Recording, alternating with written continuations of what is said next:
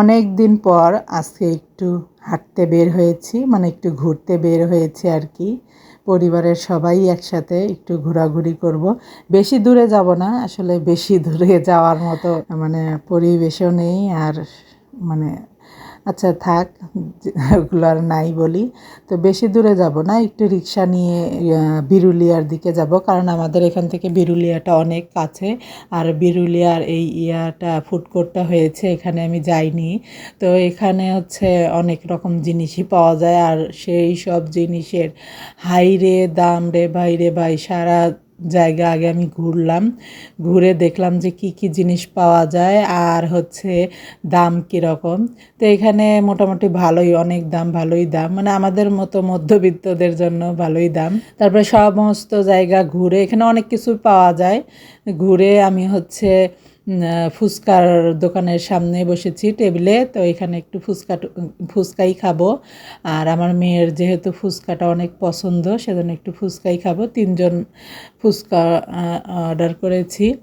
Order করে এখানে হচ্ছে বসে আছে। আর এই জায়গাটা অনেক বড় একটা জায়গা, আর হচ্ছে এখানে মানে লাইটিংটাও অনেক সুন্দর করেছে। আর এখানে মানে সামুদ্রিক সি ফুডও পাওয়া যায়।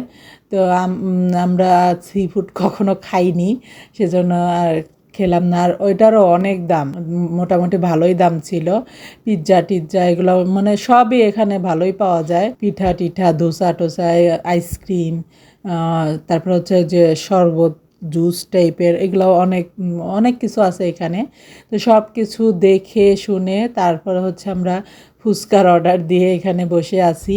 তো এই যে আমাদের ফুচকাটাও চলে আসছে, আর হচ্ছে ফুচকাটা দেখতে অনেক ভালো লাগতেছে।